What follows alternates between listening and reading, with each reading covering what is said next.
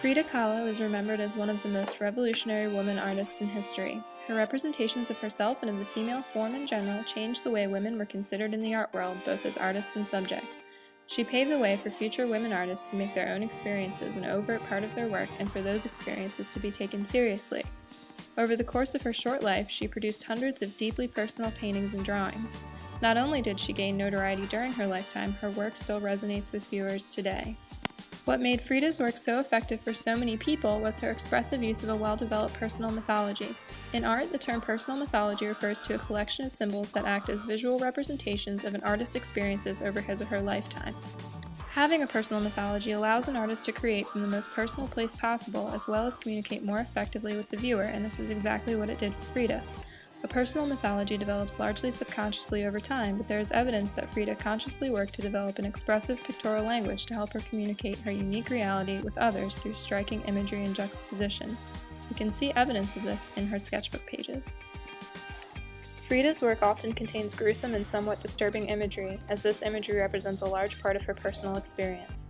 Though her life contained happiness, it was largely one of sorrow and great physical pain. She suffered a near-fatal streetcar accident at age 14, which left her unable to have children. She was also left in nearly constant pain and confined to bed for long periods throughout the rest of her life.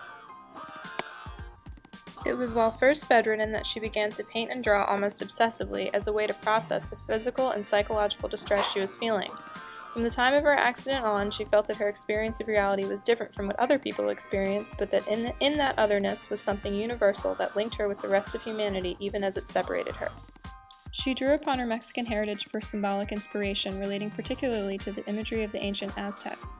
The Aztecs' universe featured dynamic oppositions of paired forces of good and evil, creation and violent destruction, and beauty and ugliness, a duality that appealed to Frida. Aztec art used symbols and glyphs from different contexts, combining them in a number of ways.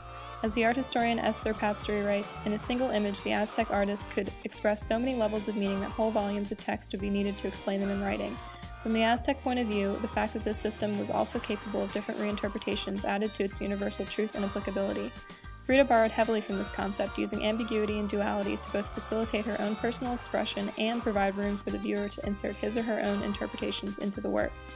Since this dual purpose of personal expression and viewer resonance is of utmost importance for any artist, considering your own personal mythology can provide you with some useful expressive tools.